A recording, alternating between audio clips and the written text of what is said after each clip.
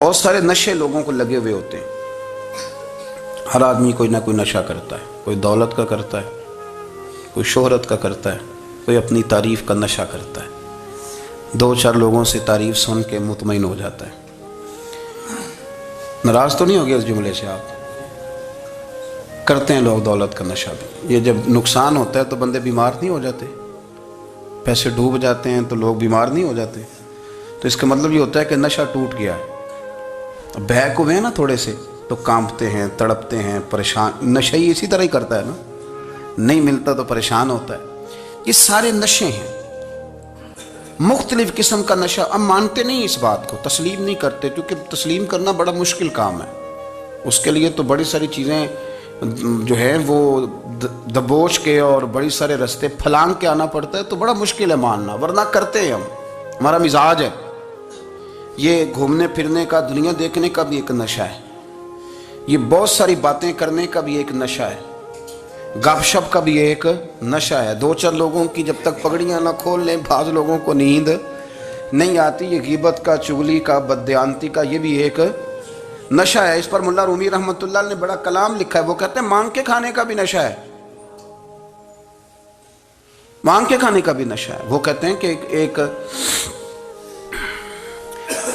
بھیک مانگنے والی خاتون تھی، تو بادشاہ کے پاس بھیک مانگنے آئی، تو بادشاہ کو پسند آ گئی، اس نے شادی کر لی۔ اب اس کو عادت تھی بھیک مانگ کے کھانے کی، تو وہ کنیزوں سے کہا کرتی تھی کہ فٹافٹ نہ روٹی لے کے آیا کرو، میں 2-3 دفعہ مانگوں تو پھر لایا کرو، کیونکہ ایک نشہ ہے نا، تو میں مانگوں 2-4 دفعہ تو پھر۔ تو انسان بہت سارے نشے کرتا ہے، یہ مانتا نہیں۔ یہ موبائل، یہ فیس بک، یہ سارے نشے ہی ہیں۔ اپنی فوٹو لگا لینا، سارا دن اسی کو دیکھتے رہنا۔ اور بڑے بڑے سیانے بندے جو وزادار ہیں، بڑے وزادار لوگ ہیں، لیکن وہ بھی سنجیدگی کے قائل نہیں، اس طرح کے نشوں کا شکار ہیں۔ یہ سارے نشے ہیں جو ہم نے پال لیے۔ ہمارے صوفیاء، ہمارے بزرگ فرماتے ہیں کہ تم اس طرح کرو، اگر سارے نشوں سے بچنا چاہتے ہو تو سجدے کا نشہ شروع کرو، سجدے کا نشہ شروع کرو۔ یہ نا اقبال کہتے ہیں، ہو عطار ہو، رومی ہو، رازی، آپ بات کو سمجھیں، عطار ہو، رومی ہو، رازی ہو، غزالی ہو، کچھ ہاتھ نہیں آتا بے آہ سحر گاہی۔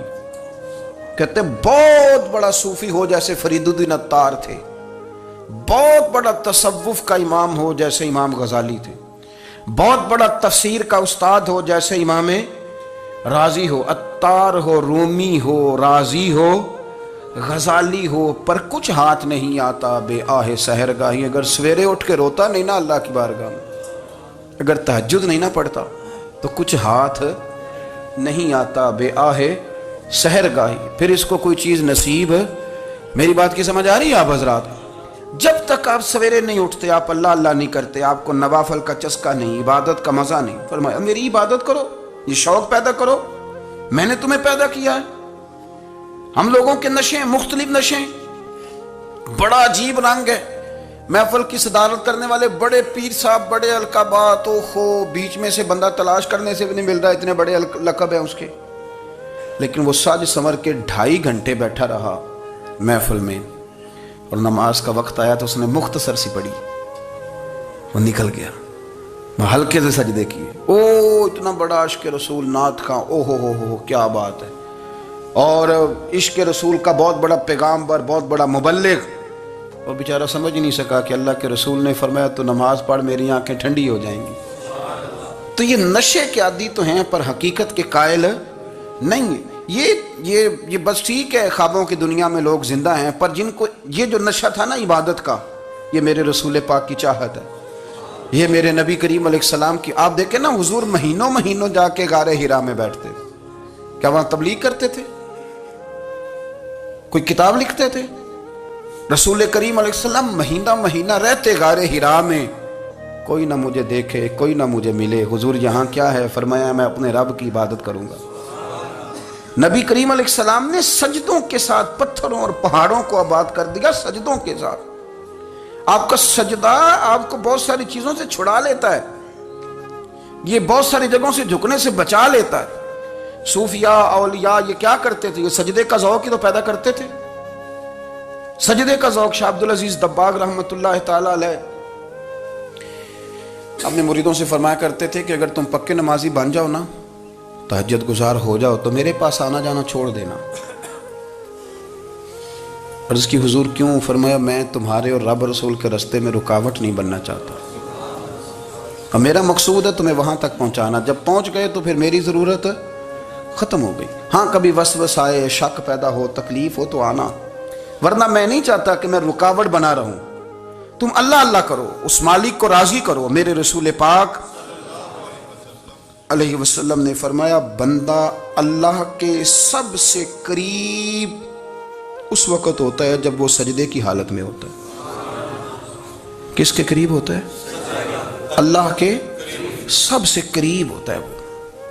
وہ بڑا نیڑے ہے رب کے، بڑا قریب ہے، اس لیے کہ وہ حالت سجدہ میں۔ وہ جب سجدے کرتا ہے نا، اس کی بارگاہ میں جب جھک جاتا ہے، آپ ذرا سجدے کی کیفیت دیکھیں نا، زبان بھی یہاں ہے، آنکھ بھی یہاں ہے، کان بھی، عقل بھی ساری، اس نے سارا کچھ رکھ دیا سجدے میں۔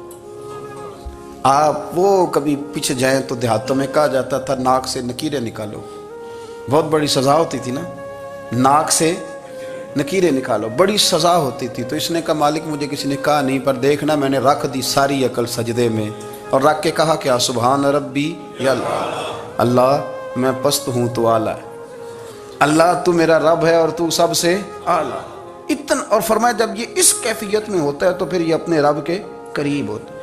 کثرت عبادت، نوافل۔ ہمارے ہاں عمرے کی قرآن اندازی محفلوں پہ ہونے لگ گئی ہے، حالانکہ حدیث سے ثابت نہیں۔ میں دوستوں سے کہتا ہوں جائز ہے، کرنی چاہیے، عمرے کی قرآن اندازی جائز ہے، پر کسی حدیث میں نہیں آئی کہ قرآن اندازی کرو عمرہ کرو۔ حدیث میں قرآن اندازی یہ آئی ہے کہ نبی پاک علیہ السلام نے فرمایا تمہیں پتہ چل جائے نا پہلی صف کا ثواب کتنا ہے، تم قرآن اندازی کرو۔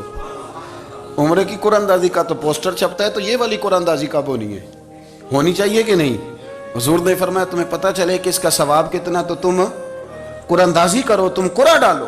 جب آپ نماز پڑھ رہے ہوتے ہیں، جب آپ کا مصلی آباد ہوتا ہے، صلاح الدین ایوبی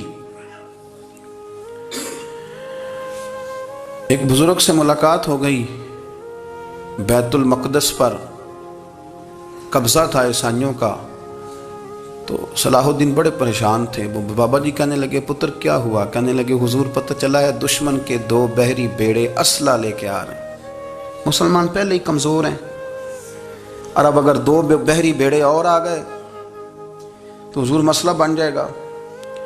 تو میں پریشان ہوں کہ کس طرح یہ کم مسئلے والی ہماری فوج ہے کیسے مقابلہ کرے گی۔ تو بابا جی کہنے لگے پتر اس طرح کرنا، آج رات تو بھی دعا کرنا اور میں بھی کروں گا، تو بھی دعا کرنا، آپ ناراض نہ ہونا، ہم تو پیروں والے ہیں، ہم تو پیروں کے نوکر غلام ہیں، ہمارا تو گزارا ہی نہیں، ہمیں تو ملتا ہے سارا کچھ وہاں سے۔ پر میرا سوال یہ ہے کہ تعویذ لینے جاتے ہو نفل کیوں نہیں پڑھتے؟ رات اللہ اللہ کیوں نہیں کرتے؟ یہ بھی تو ہمارے بزرگوں کا ہی طریقہ ہے، انہوں نے تو ہمیں سکھایا ہے۔ صلاح الدین ایوبی سے بزرگوں نے کہا کہ رات آج نا اللہ اللہ کرنا، تو میں تیرے لیے دعا کروں گا، تو بھی دعا کرنا۔ تو بندہ جب دکھی ہوتا ہے تو سجدہ کرتا ہے، تو پھر ہی تو مصلی بھیگ جاتا ہے، پھر ہی تو مزہ آتا ہے۔ سکھی بندہ تو کعبے جا کے نہیں روتا، دکھی تھے، تکلیف تھی، تو سر رکھا سجدے میں تو تڑپ گئے۔ اور وہ بابا جی کہتے ہیں میں مسجد آیا تو صلاح الدین چیخے مار کے رو رہا تھا اور کہہ رہا تھا مالک میں کوئی اپنی شان کے لیے تو نہیں نہ لڑ رہا، اللہ کو میں کوئی قبضوں کے لیے تو نہیں لڑ رہا، مالک تیرے لیے لڑ رہا ہوں، مجھے بے آبرو نہ کرنا، میری مدد فرمانا۔ کہتے ہیں میں آیا تھا کہ مسجد میں دعا کروں گا، پر صلاح الدین ایوبی کو روتے دیکھا تو میں لوٹ گیا۔ تو سویرے صلاح الدین ملے تو بڑے خوش تھے۔ میں نے کہا پتر کیا ہوا؟ کہنے لگے حضور وہ بحری بیڑے 2 آ رہے تھے نا اسلحہ لے کے، دونوں ڈوب گئے پانی میں ڈوب گئے۔ تو بابا جی کہنے لگے صلاح الدین وہ پانی میں نہیں ڈوبے، وہ تیرے آنسوؤں میں ڈوب گئے، وہ غرق ہو گئے، وہ جو تو نے مصلی بات کیا تو وہ تیرے آنسوؤں میں ڈوب گئے، وہ غرق ہو گئے، وہ تباہ، اتنے قیمتی تھے تیرے آنسو کے بہا لے گئے دشمن کے بحری بیڑوں کو۔ میرے بھائی ٹھیک ہو گیا جی، میرے عزیز سمجھ لیں اس بات کو ہمیشہ کے لیے، اور اس پر غور کرنے اچھے طریقے سے کہ میرے رسول کریم سید عالم صلی اللہ علیہ وسلم نے نا ہماری توجہ دلائی، حضور نے ہمیں بتلایا، ہمارا ذوق بڑھایا عبادت کی طرف۔ ایک صحابی تھے حضرت ابو فاطمہ رضی اللہ تعالیٰ عنہ، یہ ترمذی شریف کی حدیث ہے۔ نبی پاک علیہ السلام نے فرمایا ابو فاطمہ قیامت کے دن مجھ سے جلدی ملنا چاہتے ہو کہ دیر کے ساتھ؟ تو کہنے لگے حضور کون ہوگا جو دیر سے ملنا چاہے گا؟ ہم نے تو جان دے دی وعدہ دیدار پر۔ اعلیٰ حضرت فرماتے ہیں جان دے دی وعدہ اور نقد اپنا دام ہو ہی جائے گا۔ مجھے لگتا ہے کہ یہ سودا نقد و نقد ہو جانا ہے، چونکہ ہم نے جان دے دی وعدہ دیدار پر۔ آپ نے وعدہ کیا تھا کہ مریں گے تو پھر زیارت ہوگی، تو مر گئے ہم زیارت کی خاطر۔ جان دے دی وعدہ دیدار پر تو نقد اپنا دام ہو ہی جائے گا۔ اے رضا ہر کام کا ایک وقت ہے، دل کو بھی آرام ہو ہی جائے گا۔ تو حضرت ابو فاطمہ رضی اللہ تعالیٰ عنہ سے نبی پاک صلی اللہ علیہ وسلم نے فرمایا جلدی ملنا چاہتے ہو کہ دیر سے؟ عرض کی حضور فٹافٹ ملنا ہے، میں نے قیامت کے دن آپ سے جلدی ملنا ہے۔ تو نبی پاک علیہ السلام نے فرمایا پھر اس طرح کرنا، دنیا میں رہ کے سجدے زیادہ کرنا، پھر سجدے زیادہ کرنا، قیامت میں ملاقات جلدی ہو جائے گی، قرب ملے گا تمہیں۔ اپنے بچوں کے اندر دیکھیں نا، ہم شوق پیدا کرتے ہیں، ہمیں صحیح لفظ نہیں بولنے آتے پر ہم بچوں میں شوق پیدا کرتے ہیں کہ پتر ڈاکٹر بن جائے گا تو بڑا نفع کرے گا، تو لوگوں کی خدمت کرے گا، ملک و ملت کی خدمت کرے گا، تیرے ابا کا نام روشن ہوگا، تیرے دادا کی تعریفیں ہوں گی۔ ہم یہ ذوق پیدا کرتے ہیں۔ ہم اپنے نوجوانوں کے اندر یہ فکر پیدا کرتے ہیں، انہیں ہم سمجھاتے ہیں کہ میاں جب تم پڑھو گے، محنت کرو گے تو فلاں آدمی کی طرح تمہارا نام ہوگا۔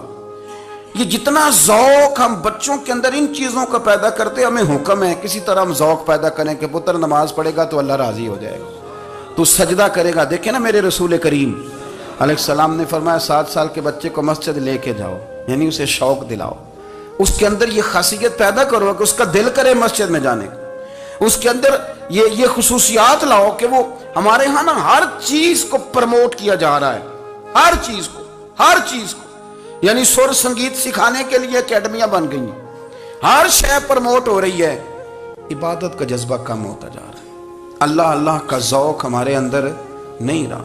اور اتنا مشکل ہم نے اپنے لیے بنا لیا ہے کہ وہ بندہ جو بڑی زبردست مذہبی گفتگو کر رہا تھا اور تگڑی بات کر رہا تھا، کیا بات ہے، لیکن نماز کے بارے میں کمزوری دکھا جاتا ہے، نوافل کے بارے میں وہ چپکے سے نکل جاتا ہے،